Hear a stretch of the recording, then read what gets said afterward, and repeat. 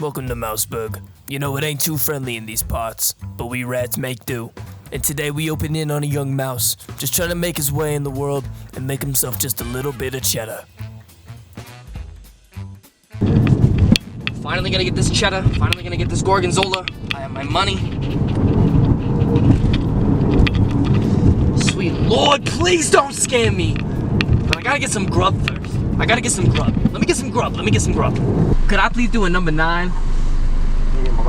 Large. Can I do no pickles, please? Meanwhile, in the dealer's car. Are you ready, Mr. Keefe? We gotta make these deals. We gotta get this cheddar out on the streets. We gotta make sure that all these mice are supplied. Are you ready? Alright, listen, Mr. Keefe. This next guy, he's a bit of a problem. You see, his name is Nicholas. And he is a bad mouse, I tell you. A bad mouse. So we gotta Swiss cheese him, you know, but not like give him Swiss cheese. We gotta, I mean, that's your business. I just handle the cheese side, and I'm in a southern accent now, and Bang, bang.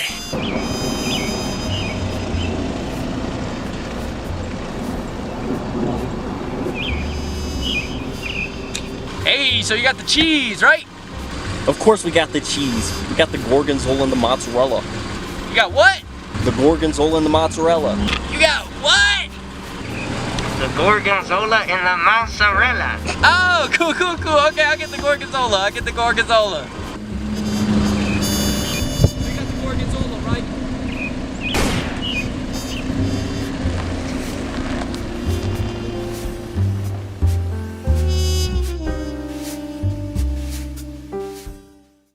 This is Mouse PI for Hire. From an amazing concept built back in 2023 to a full-fledged game with an IGN score of 6, you already know that this game is gonna be a banger. This game is that brand new take on those boomer shooters that you probably used to play back in the day. You remember Doom? So imagine Doom, but put a noir 1930s New York theme to it. Yeah, that's what this pretty much feels like. Throughout this game, you play as a detective known as Jack Pepper, a former war hero and cop, now turned private investigator that solves crimes throughout the town of Mouseburg. Mouseburg is pretty much the entire city that this game takes place in. It's also the open world map where your character will travel level to level, and I really like this map. It really gives me that Cuphead kind of vibe. I don't know if they took inspiration from Cuphead, but I fuck with both games, so I like it. This game also does have a Cuphead reference, so it very well could be a Cuphead reference. Throughout each level in this game, you will find tons of secrets, fight through several bosses that I find all very fun to fight, and use several different weapons while fighting them. Every single weapon in this game does feel a bit unique, and I love using every single one of them. But now, let's truly get into the world of Mouse PI for Hire and the corrupt city of Mouseburg. We start this game in an elevator. Sick. Okay, for real though, welcome to the prologue of Mouse. This prologue is obviously just gonna teach you the basics of what's to come. For example, how to run, slide, crouch, and gun down other mice, of course. It's the sole objective of the game after all. Also in this prologue, you'll be able to find one of several collectibles throughout this entire game. You'll be able to find your very first comic strip. And side note, once you collect every single comic strip in the game, there's a fully readable comic that you can read, obviously. I don't know where I'm going with this. It's pretty cool though. You should check it out, and in Fumi Games, if you see this video, you should send me a copy. Okay, back to the prologue though. Once you reach this sick-ass roulette room, you're finally met with who you're actually chasing down. Triple question mark. It's tough as hell, am I right? Obviously, we don't know his name yet. We'll learn it much later in the story. But after taking out his goons and going through pretty much the entire understorage of this airship, you then meet him again in this outside area where some cartoon physics begin to take place. I thought this was pretty funny. Stop right there! The hell? He's way too far. I can hear you just fine, you meddling mouse! Really? With the engines and the wind? Don't care! And after obliterating even more goons, you then go to walk on the bridge, where then you fucking fall. Once finishing the prologue, we can finally start our detective ways within Mouseburg. Within Mouse PI, you eventually have to solve 3 separate cases: the missing magician, the Blue Betty case, and the missing shrews case. You'll go through several missions within Mouseburg, and within these missions, you'll be finding several clues, but make sure to keep your eyes out because there are hidden ones in several different levels. Now, I know you're gonna ask me, Nick, how do these 3 cases even correlate with each other whatsoever? And my answer to you is the BMP, but also this man known as Milford Sawyer. Remember the guy that you were chasing earlier? Yeah, that's him. And the BMP, also known as the Big Mouse Party, is a political party trying to get rid of all shrews within Mouseburg. Sounds, familiar. Now, I know this story technically takes place in the Opera House first, but we're gonna talk about the Betty Lynch case first because it's more important at this moment. Before we were even given these cases, Betty Lynch was known in Tinsel Avenue to kind of get around with very important people. One of these people she ended up getting a little too close to was a man named Milford Sawyer, and because of this, she ended up finding about his plans with the BMP. But because she did know just a little too much, Milford Sawyer did hire the mob and have them kill her. Okay, now we can come back to the Opera House. We find out from a mouse known as Wanda that a magician known as Steve Bandel has gone missing during a performance act. This starts the missing magician case. While going through this opera house and trying to find any clues on why Steve has gone missing, you actually find out that there's a hit out for this politician known as Stilton. We do actually end up saving this politician from turning a cannon and burning down Big Bertha and the entire opera house with it. And because of this, he actually lets us know on the missing shrews situation, starting our second case. These are the shrews. They're like little civilians within Mouseburg, and our goal is to try to save them from being trafficked. You see, we actually find out that all the cops within Mouseburg are actually corrupted and beating down on these shrews as well as trafficking them, and they're all under orders of one captain. This is Captain Sims, a police chief, and actually the same exact police chief that Jack Pepper looked up to while in the police academy. And remember to keep this guy in mind, he'll be important later. We figure out that Sims is pretty much the entire operator of this shrew trafficking, and one of the people that they're actually trafficking shrews to is Steve Bandel himself. But not only Steve Bandel, his doctor as well, Dr. Von Hazir. Hazir. You see, before Steve had his assistant that he has now, this cut up in half mermaid, his assistant beforehand was actually Betty Lynch. And before Betty Lynch was murdered, they were lovers, and he actually even wanted to marry her at a certain point. After finding out about her murder though, it absolutely broke him, and he decided to try to build anything to bring back Betty. He first started with building these like Betty robots. Let me tell you, Steve, not a great idea. These things try to kill me. Thank you though. But you see, he wasn't really that satisfied with these robots because they're robots, so he then tried to fund as many projects on bringing Betty back to life. He was borrowing money from investors and mobsters, but he then accumulated way too much debt, so he then decided to disappear. Upon reaching Steve's mansion and reaching the basement of it, we actually see this giant portal to this place known as the Unknown, the same exact space that Steve disappeared to right when he found out that he accumulated way too much debt. But the thing about this machine is it's powered by one thing in specific, the very thing that the cops are trafficking to him, the shrews. When I thought Steve was a good guy, he turned out to be a bad guy by using the shrews to power up this unknown machine. And obviously, it's not just him. Dr. Von Hazir is also a part of this, but we'll come back to him. We enter this portal to the unknown and eventually catch up with Steve, and he pretty much explains everything that I just explained to you, so we're pretty much off to go find the scientist that was left behind. But we'll come back to that scientist. We're gonna continue on to the Blue Betty case. Trust me, we'll come back. When Jack Pepper thinks he's at a dead end for both the missing shrews and the missing magician case, he meets a girl by the name of Vivian. Vivian is an inspiring actress within the city of Mouseburg, and she tells you that her best friend Betty Lynch has been murdered, as we know. Due to this, we then decide to go through the back lots of Tinsel Avenue and go through the several sets that they have set up, including this Indiana Jones one, which I found pretty cool. I won't lie, pretty cool reference. Where we then reach this back lot and actually find Betty's trailer. Upon searching Betty's trailer, we actually find this picture of Betty next to a man known as Miles Curd. Miles Kurd is a spokesperson for the BMP, so not a good guy. Because of this photo, we decide to go to Miles Kurd's mansion and try to see if we can find anything on Betty, but instead run into his 3 ghost wives, including this crazy one that kinda lost her shit on me. I really don't know what I did. But upon becoming their homies and actually meeting Kurd's daughter, you then hear this phone start to ring, and upon picking it up, well... This is the operator. There's been a murder at the secret show. Miles Kurd is dead. I repeat, Miles Kurd is dead. Miles Kurd is dead. Yeah, he died just as quickly as we found out about him. Because of this, we decide to go to the crime scene where Miles Kurd did die. He died at like this circus area place. Very weird place to die, I'm gonna be honest. But because of this, we get to go into these little fun houses and complete these little games like the floor is lava and an aim trainer, which I know some of y'all fucking need. We eventually do reach the main fun house where Dr. Von Hazir is spotted with a bunch of corrupt cops just kind of talking it over when, yeah, they get fucking blown up.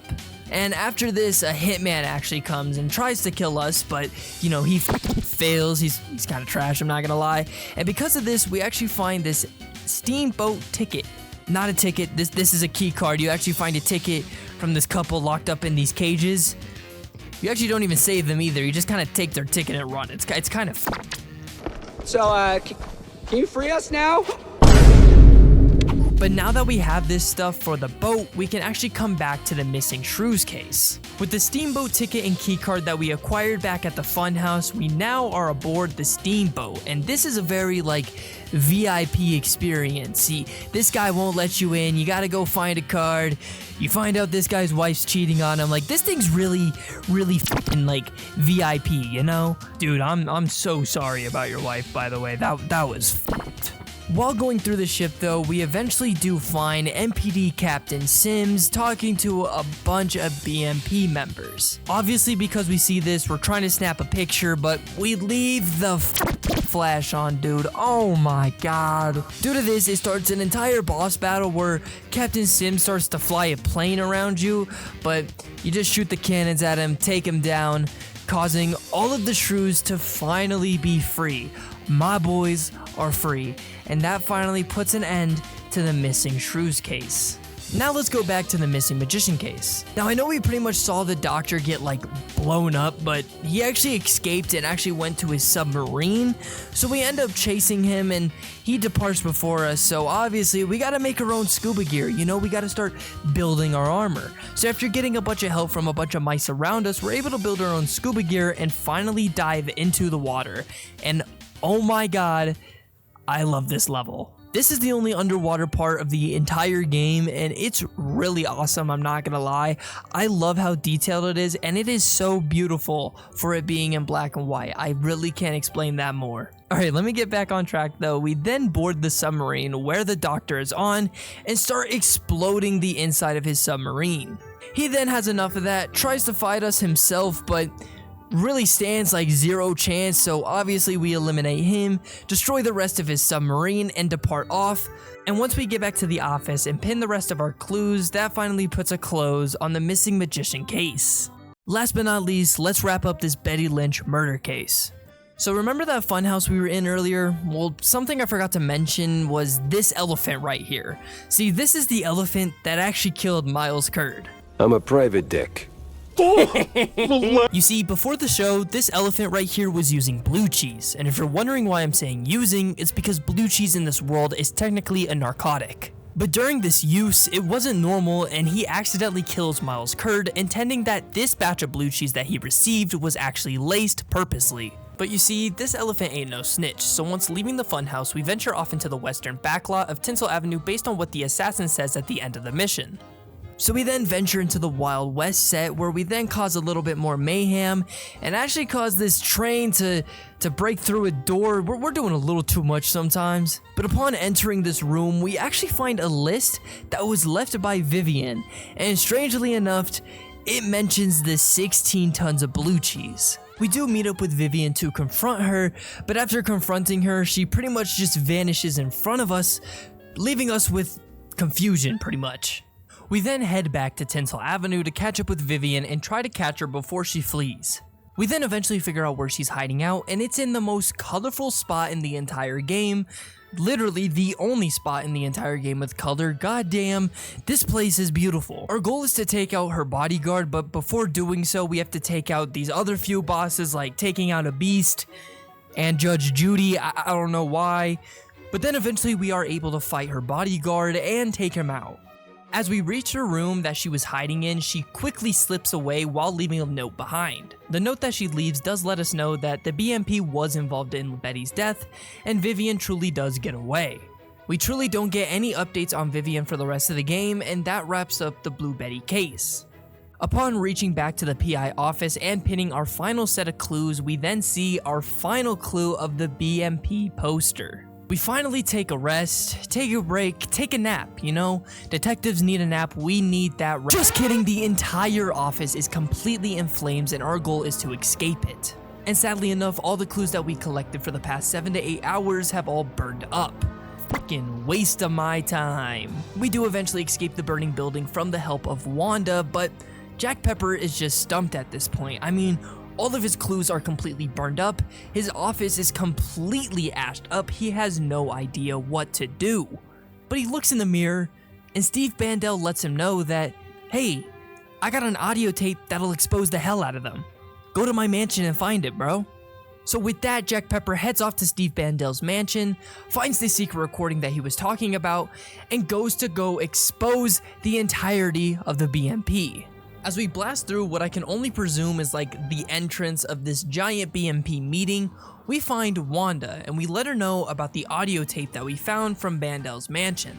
Wanda lets us know that we should probably give this audio tape to her boss because he'll probably know what to do with it. We then find her boss, but he's talking about sniffing lines of Cheese Whiz off a BMP's member's chest? What's going on, man? So our secondary plan is to actually play this audio tape through the speakers so everybody can hear. Once playing this audio tape and actually chasing down Sawyer, we actually get to replay the entirety of the prologue. That's right, you play one for one the entirety of the prologue until you reach the place where Jack Pepper falls. But instead of falling to presumably your death, you actually get saved by Tammy. I kind of forgot to mention Tammy earlier, but she pretty much helps you in the story by letting you upgrade all of your weapons. I was gonna mention it in the weapons part of this video, but whatever. Upon doing some plane platforming, which is one of the coolest parts in this game, I'm not gonna lie, also the part I died the most at.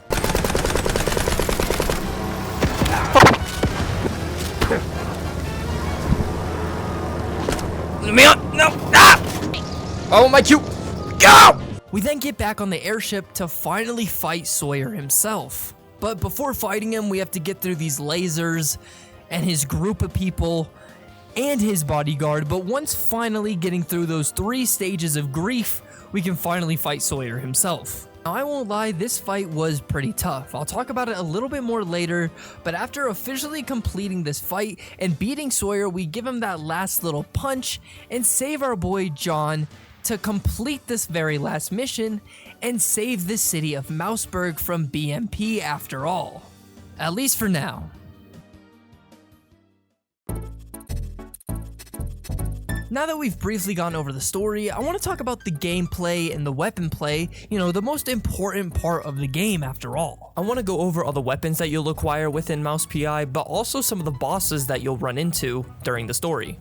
First, let's go over the weapons. I'm going to be talking about pretty much every single weapon you use in the story, and even the secret unlockable one. The very first weapon we have is the Micer, a small pistol, but a very accurate mid-ranged pistol. The Boomstick, a very powerful up-close shotgun. The Devarnisher, an acid projectile weapon that you'll use pretty much throughout your entire playthrough. The James Gun, a fast-firing machine gun that's really good mid-range and close range. The Loose Cannon, a giant cannon that shoots cannonballs and deals massive splash damage.